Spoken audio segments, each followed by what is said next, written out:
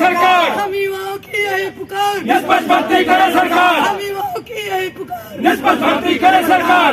काली agency बंद करो, काली agency बंद करो, काली एजेंसी बंद करो। योगी जी हमें न्याय दो, न्याय दो, न्याय दो, योगी जी हमें न्याय दो, न्याय दो, न्याय दो। आवाज दो, आवाज दो, वंदे मातरम, वंदे मातरम। गलत करेगा उस पे बुलडोजर चला दिया जाएगा। लेकिन जो इस भर्ती बोर्ड में इतनी बड़े लेवल पे धांधली हुई, इस भर्ती में जितने अधिकारी इसमें लिप्त हैं, भर्ती बोर्ड लिप्त है, उन पे क्यों नहीं बुलडोजर चलाया जा रहा है? बड़ा सवाल है। सही हमारा सबसे बड़ा सवाल है सरकार से। हम लोग भूखे प्यासे गरीब के बच्चे यहाँ बैठे हैं। कल हम लोग बीजेपी कार्यालय पे अपना देने गए ज्ञापन, वहाँ से हमें बर्बरतापूर्वक बस में भर के ला के यहाँ फेंक दिया गया। यहाँ तक हम लोग भूखे प्यासे तक बेहोश भी हो गए। मैं वो खुद लड़की हूँ जो मेरी तबीयत खुद ख़राब हो गई, मैं बेहोश हो गई। लेकिन ये मेरे दुख, मेरे दर्द, मेरे परिवार के दर्द सरकार की नज़रों में क्यों नहीं आ रहा है? या उन लोगों पे बुलडोजर क्यों नहीं, बुलडोजर बाबा का चल रहा है? कब चलेगा? जब हम लोग खो जाएंगे तब, आत्महत्या कर लेंगे तब, क्या बचा है? कब तक आप लोग धरने पर कब बैठे? तक हम बैठे रहें? कब तक हम घर से बगावत करें, समाज से बगावत करें? लड़कियों को घर में निकलना नहीं दिया जा रहा। हमारी फैमिली कितनी मतलब समझौता करे, समाज से कितना लड़े, कितना अपनी लड़कियों को पढ़ाए लिखाए आगे बढ़ाए। 6 साल से हम लोग यूपीएसआई के लिए तैयारी किया है, 6 साल से उम्मीद लगा के बैठे हैं यूपीएसआई में हमारा नंबर आ जाएगा, हमारा घर परिवार सुधर जाएगा, हमारे घर की हुलिया बदल जाएगी। कैसे बदलेगी? हमारे घर में ना कोई कमाने वाला है, ना कोई खिलाने वाला है, माँ बीमार पड़ी है, 4 लोग। नमस्कार दोस्तों, आप देख रहे हैं पीजी न्यूज। मैं प्रवीण नाविक आप सभी का बहुत बहुत स्वागत करता हूं। और इस वक्त हम आ चुके हैं इको गार्डन लखनऊ। आपको बता दें कि एक मामला आप 2 दिन से देख रहे हैं, लगातार न्यूज पे छाया हुआ है। दरोगा भर्ती को लेके एक बहुत बड़ा स्कैम हुआ है, जिसको लेके बहुत सारे छात्र यहाँ पे आके धरने प्रदर्शन पे बैठे हैं। आपको बता दें दोस्तों कि चुनाव के पहले एग्जाम होता है और उसके बाद चुनाव के बाद रिजल्ट आता है। अगर हम नेताओं की बात करें तो रैलियों से जाके ऐसे भाषण देते हैं, लगता है कि इनकी सरकार आने के बाद देश में करप्शन खत्म हो जाएगा। लेकिन मैं आपको बता रहा हूं कि यहाँ पे इतने जो छात्र आपको दिखाई दे रहे हैं, मैं वीडियो में कवर करके आपको दिखाना चाहता हूं, सभी लोग एग्जाम को पास किए हैं। तो कहीं न कहीं लोगों के साथ बहुत गलत हुआ है और हम जानने का प्रयास करेंगे कि कैसे क्या मामला है और कैसे कैसे भर्ती में धांधली की गई है, जो इन लोगों का सिलेक्शन नहीं हो पाया। सबसे पहले पीजी न्यूज में आप सभी का बहुत बहुत स्वागत है। क्या नाम है भैया आपका? सर मेरा नाम नित्यानंद है और मैं मऊ का रहने वाला हूँ। सर जो हम लोग का ये यूपीएसआई एग्ज़ाम है जो 9,554 पोस्ट के लिए हुआ था, सर ये 12 नवंबर से 2 दिसंबर के बीच हुआ था, ठीक है। 18 दिन हुआ था 54 शिफ्ट में।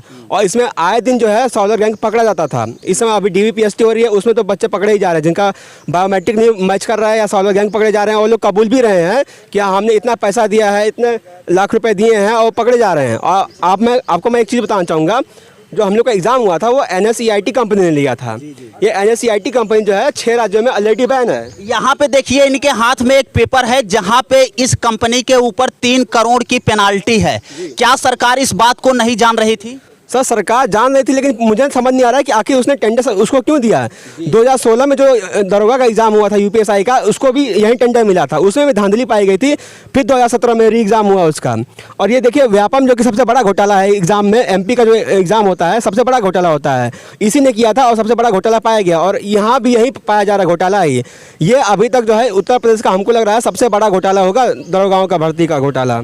कब से आप लोग धरने पे बैठे हुए? हम लोग यहाँ 21 तारीख से लगातार बैठे हुए हैं। कोई हम लोग की मांग सुनने वाला नहीं है। देख रहे हैं आप चारों तरफ केवल पत्थर ही पत्थर। सामने एक गेट है, जब भी हम लोग निकलने की कोशिश करते हैं गेट बंद कर जाता है। ये एक खुली जेल की तरह ही है, केवल नाम है इसका गार्डन, बल्कि एक खुली जेल की तरह है। हमेशा हम लोग कहीं निकलने नहीं जाता इससे। जहाँ पे देश में ये बात किया जाता है कि आप स्वतंत्रता पूर्वक अपनी आवाज़ को कहीं पे भी रख सकते हैं, लेकिन यहाँ पे युवाओं की अगर बात करें तो जितने लोग यूपीएसआई को लेकर धरना प्रदर्शन पे बैठे हुए हैं, इनको जेल की तरह एक इको गार्डन में बंद कर दिया गया है और बाहर भारी सुरक्षा लगा दी गई है ताकि ये लोग बाहर न जाने पाए। हम एक बहन जी हैं, इनसे भी बात करेंगे और जानने का प्रयास करेंगे कि कैसे कैसे क्या मामला है। बहन जी, सबसे पहले आपका क्या नाम है? हम यूपीएसआई अभ्यर्थी हैं, सुल्तानपुर डिस्ट्रिक्ट के हैं। हम ये कहना चाहते हैं, जो ये कहा जा रहा है कि हमारा संविधान हमें हमारे फंडामेंटल राइट में देता है अनुच्छेद 19 में कि आप आज़ाद हैं, धरना प्रदर्शन कर सकते हैं, बोल सकते हैं, कहीं जा सकते हैं, आ सकते हैं, लेकिन हमारे अनुच्छेद 19 का हनन कर दिया गया है। ना तो हम इस पार्क से बाहर जा सकते हैं, इस जेल से बाहर जा सकते हैं, और ना हम अकेले घूम सकते हैं, ना बोल सकते हैं। हमारी आवाज़ को पूरी तरीके से दबाया जा रहा है। और हम बात करेंगे, आएंगे आपके पास, एक बहन जी और मेरे साथ जुड़ी हुई। कल जो आप लोगों के साथ घटना घटी है उसके बारे में जरा बताएं। जब आप लोगों को बस से बैठा के यहाँ पे छोड़ा गया, ये सब जब विधानसभा के बाहर धरना कर रही थी तो महिला कांस्टेबलों के द्वारा और कांस्टेबलों के द्वारा इन सबको क्रूरतापूर्वक बस में बिठा करके अब से इको गार्डन में ला करके छोड़ दिया गया। हमें बताइए, हमारा संविधान हमें कहाँ तक स्वतंत्रता दे रहा है? यहाँ तो सीधे सीधे आर्टिकल 19 का यहाँ पे उल्लंघन हो रहा है। भाषण एवं अभिव्यक्ति की स्वतंत्रता तो पूर्ण रूप से छीन गई है। मेरा सवाल भर्ती बोर्ड से है, जब हम एग्ज़ाम देने जा रहे थे हमें मेन गेट पर हमारा बायोमेट्रिक करवाया, फिर हमारा रूम में बायोमेट्रिक करवाया और हमारा फ़ोटो भी खींचा, तो जो सेनपाल सिन्हा हमारे जिले संत कबीर नगर से है, वो बनारस कैंट पुलिस थाने ने उसको गिरफ्तार किया, तो वो सालवर कैसे जा करके एग्जाम हॉल में बैठ गया। और जो कल प्रतीक चौधरी समेत 6 लोग पकड़े गए, उन्होंने साफ साफ कहा कि मैंने परीक्षा संचालक को 5 लाख रुपए दिया तथा साथ ही इस एग्ज़ाम में ब्लूटूथ, व्हाट्सएप आदि उपकरणों का इस्तेमाल किया। तो मैं बात करना चाह रहा हूँ कि इतनी कड़ी सुरक्षा के बाद इतने बड़े स्तर पर धांधली कैसे हो गई? ये शासन हमारा फेल है कि सरकार हमारा फेल है? जहां पे देश में बात किया जाता है कि सारे सिस्टम सही चल रहे हैं, तो भर्तियों पर सिस्टम क्यों गड़बड़ हो जाता है? कैसे लोग पैसा लेके एक दूसरे का हेल्प करके उनको नियुक्त कर देते हैं। जो सही लोग होते हैं इतनी दिन रात मेहनत करते हैं, घर से बाहर जाके इलाहाबाद एक बंद कमरे में बैठकर लोग IAS, PCS और SI जैसे तमाम परीक्षाओं की तैयारियां करते हैं, लेकिन एक दिन जब रिजल्ट आता है, सिलेक्शन नहीं हो पाता है, कितनी तकलीफ होती है। और हम जानने का प्रयास करेंगे 15 लाख दरोगा पास। आपको बता दें कि ये लोग एक नारा लगा दिए हैं कि 15 लाख दरोगा पास, तो कहीं न कहीं कुछ मामला ऐसा है कि जहां पे पैसे लेके काम किए गए हैं, और ये सब बताएंगे कैसे कैसे क्या मामला है। मेरा भर्ती बोर्ड और सरकार से सिर्फ एक सवाल ये है कि MP में जो व्यापम घोटाला हुआ था, तो उस टाइप की NSCIT कंपनी को आखिर ऐसी क्या ज़रूरत पड़ी भर्ती बोर्ड और सरकार को? तो 2016 में UPSI के एग्ज़ाम में NSCIT कंपनी को ही टेंडर दिया था, उसमें निम्नता पाई गई थी इसी टाइप से जो इस भर्ती में पाई गई थी। उसके बाद उसमें कार्रवाई करके री एग्ज़ाम दिसंबर में TCS से कराया जाता है।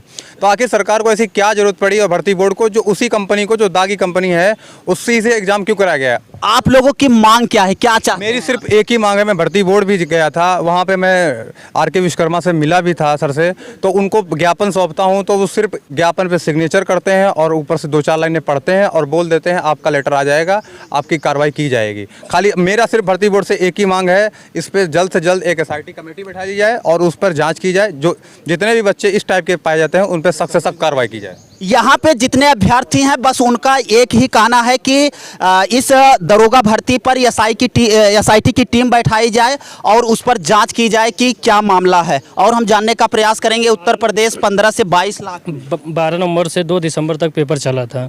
इसके बीच में जब पेपर हो गया, करीब 10 से 20 दिन बाद हम लोग ने ट्विटर पे जाकर अभियान चलाया कि मतलब कुछ ऐसे जैसे पकड़े गए थे कहीं कहीं अलग अलग सेंटरों पे, तो उसके लिए हमने अभियान चलाया था। तो ये भर्ती बोर्ड के द्वारा ही रिप्लाई आया था कि ऐसा कोई मतलब मामला नहीं है। फिर उसके बाद जब इतने लोग पकड़े जा रहे हैं, अब भर्ती बोर्ड जवाब दे तो ये लोग कहाँ आखिर में आ गए? जब उन्होंने पहले कहा ऐसा कोई नहीं मामला आया था, तो ऐसे 6-6 लोग 10-10 लोग हर जहाँ पे पुलिस लाइन में चल रही हैं, हर सेंटर में पकड़े जा रहे हैं। तो बताइए, अभी जो हम लोग ने प्रूफ इकट्ठा किया था, जो इन लोगों तक पहुँचाया, उनको लोग पकड़ा गया। एक प्रूफ आप लोग दिखा रहे थे, हम उसको देखने का जरा प्रयास करेंगे कि कोई एक ऐसा अभ्यर्थी है जो पेट की परीक्षा में केवल 15-16 क्वेश्चन सॉल्व करता है। अभी जो पेट में UPSI के 2 महीने पहले 34 या 35 नंबर पाया है केवल 100 नंबर में, जो भी हाई स्कूल लेवल की पेपर है। ये स्नातक UPSI स्नातक लेवल की परीक्षा है, जो पेपर थोड़ा सा हार्ड होता है। उसके बाद इस पेपर में वो 160 में 158, 154 क्वेश्चन, ये कैसे पॉसिबल है? ये बताइए, 2 महीने में कैसे उसका दिमाग क्या इतना तेज कवर कर लिया कि 2 महीने में वो इतना हाई पहुंच गया? बताइए, वो भी ऐसे है कि बताइए, ऐसे भी कुछ अभ्यर्थी हैं जो GS में 40 में 40 क्वेश्चन के, मानते हैं मैथ, रीजनिंग, हिंदी कर सकता है, लेकिन GS में जो IAS टॉपर रहेगा उसको भी बैठा दिया जाएगा, अगर वो भी 40 में 40 GS नहीं कर पाएगा। देखिए, मैं लखनऊ से आप लोगों की लाइव तस्वीरें दिखा रहा हूं। सबसे बड़ा सवाल इन लोगों का यह है कि जो अभ्यर्थी पेट के परीक्षा में 34 से 35 क्वेश्चन सॉल्व करता है, लेकिन वही अभ्यर्थी यूपीएसआई के एग्जाम में 2 महीना बाद यूपीएसआई का एग्जाम होता है, यहां पे 158 क्वेश्चन सही कर देता है। 160 में 158 क्वेश्चन, केवल 2 क्वेश्चन छोड़ता है, और वो भी ऐसे क्वेश्चन जो कि एक नॉर्मल स्टूडेंट भी कर सकता है। तो ये बड़ा सवाल है कि आखिर ऐसा क्यों हो रहा है कि 158 क्वेश्चन कैसे सही हो जा रहा है। कहीं कहीं अगर जीएस की बात किया जाए तो बता रहे हैं कि 40 में 40 सही हो जा रहा है। आप क्या कहना चाहेंगे सर? देखिए सर, सभी बच्चों ने अपने स्तर पर बहुत सारे एविडेंस जमा कर रखे हैं, जो कि सभी लोग ये बोल रहे हैं कि अगर हम ये एविडेंस कहीं देंगे तो हम लोग योगी जी के सामने प्रस्तुत करेंगे। देखिए, जिन लोगों को हम लोगों ने हाईलाइट किया है अच्छा, जब योगी जी से आप लोग मिलने के लिए गए थे तो प्रशासन आपके साथ क्या ट्वीट किया? देखिए, हम लोग योगी जी के पास जितनी बार भी गए हैं, जनता दरबार में गए हैं, उस टाइम हम लोग को यही बोल दिया गया कि आप लोग जाइए, जब योगी जी आ जाएंगे मिलवा दिया जाएगा, ये चीज़ आपके आगे पहुँचा दी जाएगी। लेकिन उसके बाद भी योगी जी का दरबार जो है वो 2-3 बार लग चुका है, लेकिन हम लोग के पास कोई भी अभी नोटिफिकेशन नहीं आया कि आप लोग योगी जी से मिल लीजिए या कुछ कर लीजिए। और फिर दूसरी बात बता देता हूँ, जिन लोगों को हमने हाईलाइट किया है या धरने से या फिर आप लोगों के माध्यम से, सिर्फ वही लोगों को इन लोगों ने पकड़ना स्टार्ट कर दिया। और मैं देखिए, कहीं ना विभाग में सभी के कुछ ना कुछ भाई, किसी के पिताजी कहीं ना कहीं विभाग में हैं। तो अभी क्या किया, NSC-IT ने अपने हर इंसान को एक सेंटर पर बिठा दिया जहाँ पे DVPST हो रहे हैं। उनसे क्लियरली बोल दिया जा रहा है कि आप या तो इस पे ये लिख दीजिए कि आप DVPST सेलेक्टेड नहीं है, नहीं तो आप पे FIR हो जाएगी। तो वो लोग अब सीधा उस पर लिख के निकल जाते हैं कि हम DVPST के अंदर हम काबिल नहीं थे, हमारे को डॉक्यूमेंट्स कम रह गए। आप एक चीज़ सोचिए, सोचने वाली बात है कि दरोगा भर्ती जैसे अभ्यर्थी, अगर कोई दरोगा भर्ती में जाने वाला है, वो डॉक्यूमेंट्स पूरे क्यों नहीं करेगा? सही बात। और पहले जो प्रेजेंट थी वो बहुत ज़्यादा थी, और अब बच्चों के एब्सेंट आने स्टार्ट हो गए हैं। अब लगभग 10 से 20% भी बच्चे एब्सेंट हो रहे हैं DVPST में। ऐसा क्यों हो रहा है? क्यों हो रहा है? जिसको हम हाईलाइट करते हैं डॉक्यूमेंट वेरिफिकेशन। हाँ, के लिए अभी मैं बता देता हूँ कि एक निकिता चौधरी समथिंग एक लड़की थी, उसके पिताजी ने सब जगह बोल रखा है। मेरे को प्रियंका मतलब मैं आपको देख के बताता हूँ, एक मिनट रुकिए। अभी मेरे पास 2 एविडेंस और भी आए हैं, एक राधा है, एक अनुराधा पाल है, ठीक है। इनके ये भी कहीं ना कहीं धांधली में शामिल है। बोला गया है कि सर आप अगर इन्हें बैठा के इनसे 5 क्वेश्चन पूछेंगे संविधान से, किसी भी चीज़ से, तो ये नहीं बता पाएंगे। ठीक है। तो ऐसी चीज़ें सामने आ रही हैं कि जो हम लोग कहीं पे मतलब किसी के सामने, देखिए कविता चौधरी नाम की लड़की है, अभी देखिए हम लोग इस चीज़ को बोलेंगे, इन्हें भी पकड़ के बिठा लिया जाएगा। जिसका आप बोलेंगे उन्हें पकड़ के बिठा लिया जाएगा। लेकिन जिसका एविडेंस हमारे पास नहीं आया, जिसका एविडेंस नहीं आया, वो तो परीक्षा पास करके दरोगा बन जाएगा। अभी कल की बात बताता हूँ, कल मेरे घर वालों ने वो वीडियो देखी थी, इस पर हम लोगों को उठा के और पुलिस विभाग ने हमें बैन पे डाल के यहाँ लाके पटक दिया। तो घर वाले भी वो लोग भी बोल रहे थे, पड़ोसी जो थे वो लोग बोल रहे थे कि हमें उस चीज़ को देख के रोना आ गया। तो प्रशासन देख के क्यों नहीं रो रहा है, क्यों नहीं समझ रहा है कि कहीं ना कहीं सभी लोग परेशान हैं। अभी सुबह से लेके शाम तक हो जाता है, शायद ये लोग आए अभी इनसे पूछ सकते हैं, शायद किसी ने एक घूंट पानी भी नहीं पिया होगा। शाम को जाके आपस में कहीं ना कहीं हम लोग पैसे जुटा के थोड़ा सा खाना खा पाते हैं, वो भी सिर्फ दिन में एक बार। ठीक है, बहुत सारे लोग यहाँ पे ऐसे हैं जो आज आए नहीं है, कहीं ना कहीं उन्हें तबीयत खराब, किसी को 104 बुखार आ रहा है, किसी को उल्टी लेटिन लग चुकी है। आपको बता दें दोस्तों कि इन लोगों का दुख दर्द समझना पड़ेगा। और ये देखिए, मैं आपको यहाँ से लाइव तस्वीरें दिखा रहा हूँ। यहाँ पे देखिए, देखिए मैं भर्ती बोर्ड गया था अभी 2 दिन पहले, और उसके बाद भी मैं पर डे उधर ही से आता हूँ, त्रिवेणी नगर से। तो मैं पर डे भर्ती बोर्ड जाता हूँ, तो वहाँ पे ऐसे अंबार लगा रहता है मेलों का, DVPST भर्ती बोर्ड पे चल रही, जो DVPST पुलिस लाइन में होनी चाहिए। मेरठ, आगरा से, मुरादाबाद से स्टूडेंट डायरेक्टली भर्ती बोर्ड विधानसभा आके वहाँ भर्ती बोर्ड पे DVPST करा रहा है। आखिर ऐसा क्यों? वहीं पे NEC-IT का भी ऑफिस भर्ती बोर्ड के जस्ट 3rd फ्लोर पे है। तो मुझे पूरा शक और पूरा अब तो विश्वास पूरा और बढ़ता जा रहा है सभी को कि इसमें संलिप्त काफ़ी ज़्यादा चीज़ें वैसी पाई गई। 15 लाख वाले आएंगे तो भ्रष्टाचार और ज़्यादा बढ़ेगा, ये तो आप जान ही रहे हैं, क्योंकि वो आएंगे 15 लाख भाई दिए रहेंगे तो वसूलने का काम करेंगे, तो इससे भ्रष्टाचार और ज़्यादा बढ़ेगा। इस कंपनी को जो यूपी से है ब्लैक लिस्ट किया जाए, हमारी ये भी मांग है। बैन हो चुकी है ये कंपनी पिछले। सतीश मिश्रा। सतीश मिश्रा जी, बताएं कुछ कहाँ से आए हैं आप? सर मैं भदोही से आया हूँ, और हमारी मांगें सिर्फ यही हैं। सबसे पहले हमारी मांग ये है कि जो ये कंपनी ब्लैक लिस्टेड है 6 राज्यों में, उसे उत्तर प्रदेश में भी बैन किया जाए, और उसके बाद इस धांधली में जितने लोग संलिप्त हैं उनको पकड़ा जाए, उनकी जांच हो, उनके ऊपर FIR किया जाए, उन्हें आने वाले सारे एग्जामों में ब्लैकलिस्ट किया जाए और ये जो 9534 भर्ती है उसे दोबारा से कराया जाए और हमें दोबारा चांस दिया जाए, क्योंकि हम वो बच्चे हैं जो मेहनत करके एग्ज़ाम दिए हैं, पास भी हुए हैं, लेकिन आज हमें फेल करके यहाँ खड़ा कर दिया गया है। कितना क्वेश्चन आपका सही है? कितना क्वेश्चन आपका? हमारा क्वेश्चन सही कहाँ से होगा जब 15 लाख लोग 15 लाख दे के जा रहे हैं, उनके आगे हमारा कहाँ से सही हो पाएगा? हम लोग कहाँ से आएंगे? कट ऑफ से ज़्यादा नंबर क्वालिफाइड होता है, लेकिन फिर भी हम लोग बाहर रहते हैं। क्या चीज़ है? और इतना आवाज़ उठा रहे हैं, सरकार क्यों नहीं सुन रही है? भर्ती बोर्ड क्यों नहीं सुन रही है? क्यों हम लोगों की आवाज़ को दबा दिया जा रहा है? राम राज में नारियों को इस तरह से क्यों किया जा रहा है? देखिए दोस्तों, अगर एक समाज की सबसे बड़ी अगर पीड़ा कहा जाए तो कहीं न कहीं इन अभ्यर्थियों के लिए बहुत बड़ी ये समस्या है। अगर जब तक इनके साथ न्याय नहीं होगा तो ये लोग अपनी मांगों पर अड़े रहेंगे और कह रहे हैं कि तब तक हम धरने से नहीं जाएंगे जब तक सरकार इस पर कोई एक्शन नहीं ले लेती है। तो इसी प्रकार की खबरें देखने के लिए लगातार आप PG न्यूज़ से जुड़े रहें। मैं प्रवीण नाविक, कैमरा पर्सन सूरज के साथ।